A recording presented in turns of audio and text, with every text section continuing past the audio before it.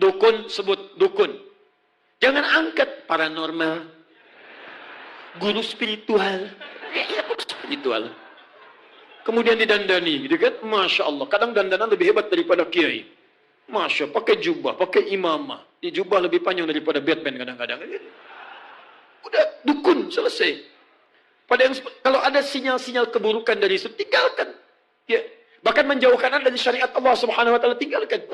Awas, hati-hati. Zaman Nabi sudah ada. Zaman Nabi sudah ada dukun disebut dengan kahin. Jadi kalau dukun-dukun masih ada sekarang, dia ketinggalan zaman, terlambat dia. Katakan, maaf Anda telat, zaman Nabi sudah ada dukun. Lebih canggih daripada Anda. Tukang sihir ada, sahir, tukang santet ada. Jadi kalau sampai sekarang masih ada tukang santet, itu tukang santet terlambat bangun. Terlambat dia, telat. Ya, telat. Mungkin alumni SMA 30 Lamongan. Dia. Baik. Itu hoax yang membangun ya. Tinggalkanlah. Sudah, fokus ke sini. Jadi, teman-teman sekalian, fokus baik-baik. Kalau ada kadar-kadar kemusyikan semacam ini, tampilkan dengan nama yang jelas. Jangan kemudian disamar-samarkan sehingga orang tahu dampak dan bahayanya. Jelas ya? Baik, contoh perdukunan, contoh perjimatan, minta pada benda-benda yang tidak diperkenankan. Awas, hati-hati. Ya, datang pada pohon, misalnya datang pada kuburan dengan meminta pada hal yang tidak dibenarkan. Bukan bagian dari tabarruk, bukan bagian dari minta-minta maslahat, tapi meminta hal-hal yang gaib yang sifatnya tidak diperkenankan dalam agama. Paham sampai sini? Baik. Ini syirik akbar. Loh, pilihannya seperti tadi. Awas, hati-hati, karena nanti ada siklus periode di masa-masa kita. Saya ingatkan juga, mohon maaf ya, kalau kalimat saya kurang menyenangkan, tapi tugas saya sebagai dai untuk menyampaikan. Kadang-kadang kalau sudah masuk musim-musim tahun politik, atau musim-musim pekerjaan, pencarian kerja, nah perbuatan seperti ini suka ramai, kemudian dikerjakan dalam kalangan masyarakat kita. Sebelum antum kerjakan, fikirkan dulu, begitu dikerjakan antum wafat, gak ada yang dibawa dalam urusan dunia. Harap-harap dapat kedudukan, mengerjakan seperti ini. Maaf, kedudukan gak dapat, neraka dapat. Begitu pemilihan, sudah gak dapat. Ya, datang ke masjid, makaikan ini, nyumbang ini, datang juga ke dukun. Kata dukun, kerjakan ini, kerjakan itu. Begitu kedudukan gak dapat, sumbangan diambil lagi dari masjid. Ya kan? Masuk rumah sakit, meninggal, ancaman neraka sudah ada dan sebagainya. Taubat belum kesampaian. Karena itu bertakwalah kepada Allah Subhanahu wa taala. Kalau Anda bisa meraih dengan cara yang terbaik, mengapa mesti mengambil dengan cara yang kotor? Kalau Anda bisa mengambil dengan cara yang berkah, mengapa harus mengambil dengan cara yang buruk? Saya berikan wasiat, maksudnya pesan yang kuat. Juga saya berikan pesan khusus kepada teman-teman. Kalau Anda ingin menginginkan kedudukan, menginginkan materi, Allah sudah menjamin dalam Al-Quran bahwa penentu materi dan kedudukan itu hanya Allah Subhanahu wa taala. Kedudukan ada di Quran surah ketiga ayat ke-26. Materi misalnya di Quran surah ke-51 ayat ke-22.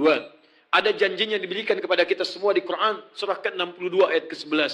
Karena yang punya kedudukan Allah, yang punya materi Allah, yang punya ilmu Allah, saran saya daripada Anda cari sekutu-sekutu selain Allah, lebih baik Anda mendekat kepada Allah Subhanahu wa taala. Dekati Allah, kerjakan hukum Allah. Ketika Allah didekati oleh Anda, maka Anda akan diberikan oleh Allah Subhanahu wa taala karunia yang Anda mohonkan kepada Allah Subhanahu wa taala. Ada seseorang, maaf ya, punya uang banyak, Anda ingin minjam. Otomatis Anda datangi dia untuk meminjam uangnya. Sekarang yang punya uang Allah, yang punya kedudukan Allah, yang punya kesembuhan Allah, yang punya harta Allah. Persoalannya, logika sederhananya, kenapa Anda tidak datangi Allah meminta kepadanya? Selesai. Yang paling bahaya, ketika dia mendatangi sesuatu yang dilarang Allah Subhanahu wa taala, itu yang paling dahsyat dalam kehidupan. Paham ya? Baik, satu. Saya ingin ingatkan dulu peringatan Syekh Hashim.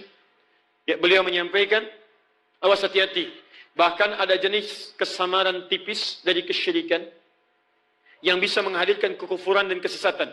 Bahkan ini disebut bid'ah dalam akidah oleh beliau. Bid'ah dalam hal akidah. Apa di antaranya?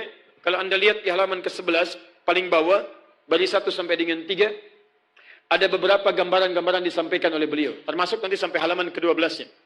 Apa itu? Kata beliau, adanya aliran-aliran di Jawa, yang nanti kemudian menyebar ke sebagian Nusantara, yang aliran ini dianggap seperti aliran-aliran dalam Islam, dengan tokoh-tokoh yang diagungkan, tapi sesungguhnya menghadirkan kesesatan. Bahkan mungkin menghadirkan syirik di hadapan Allah Subhanahu wa taala. Apa di antaranya? Misal, ada disebutkan oleh beliau aliran Abahiyun. al-abahiyuna. Zahirnya kelihatan menghadirkan amalan seperti zikir. Zikir. Tapi tujuan dari zikirnya bukan hal yang diridhoi oleh Allah Subhanahu wa taala. Apa tujuan zikirnya? Dia menyimpulkan setelah dia berzikir, wasafa qalbuhu. Hatinya merasa bening, merasakan kedekatan dengan Allah, tapi kesimpulannya keliru. Apa kesimpulannya? Saya telah beriman, merasa dekat dengan Allah, maka kalau sudah dekat, la yantabiqu alaihi al-amru wan nahyu. Tidak berlaku lagi bagi saya perintah dan larangan. Jadi kalau solat tidak berlaku lagi bagi dirinya. Tidak solat tidak ada masalah. Zakat tidak ada masalah. Larangan tidak akan berbuat dosa karena sudah dekat dengan Allah Subhanahu wa taala. Jadi kalau antum dilarang, antum belum dekat dengan Allah. Kalau antum masih solat, antum belum dekat dengan Allah. Kalau dia merasa dekat dengan Allah Subhanahu wa taala. Jadi dia nggak perlu solat lagi, nggak berlaku larangan lagi. Sampai maaf teman-teman sekalian, dia menyimpulkan karena kedekatannya sangat tinggi dengan Allah, sampai ada situasi cukup ibadahnya dengan berzikir saja kepada Allah tanpa mengerjakan amalan-amalan yang dititahkan kepadanya. Contoh, Anda datang, tiba-tiba Anda bertemu, gelarnya mungkin tinggi, Pak Kiai ahli zikir. Tiba-tiba azan berkumandang, Isya, Allahu Akbar, Allahu Akbar. Kiainya santai aja misalnya, dalam tanda petik ya, ini bukan kiai yang saya maksudkan, ya, tapi kiai yang spesial. Dia minum aja, bicara, Pak Kiai sudah azan, apa tidak salat dulu?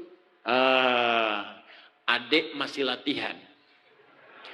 Kalau abah, itu sudah dalam taraf yang luar biasa. Rohnya sekarang sholat, jasadnya minum kopi. Ya. Dan ibadahnya dalam batin saja, dan dikenal dengan aliran kebatinan. Aliran kebatinan. Itu salah satu yang disebutkan oleh Syekh Hashim Asy'ari, aliran yang mengakui bahwa cukup ibadah dalam hati saja, tidak perlu sholat, berbuat dosa tidak dihukum karena sudah punya latihan sebelum-sebelumnya. Kalau Anda menemukan yang seperti itu, cepat jauhi, karena ini bagian dari kamuflase berjubah agama. Paham? Hati-hati. Termasuk maaf, kemampuan menghadirkan sesuatu misalnya, yang dengan itu Anda yakini di luar kekuasaan dari Allah Subhanahu wa taala. Spidola ya. Kerjakan ini, nyumbang, handphone misalnya itu kan. Nah, yang seperti ini saran saya tinggalkan. Karena lebih dekat kepada hal-hal yang boleh jadi bisa menyesatkan kita dalam kehidupan. Paham ya?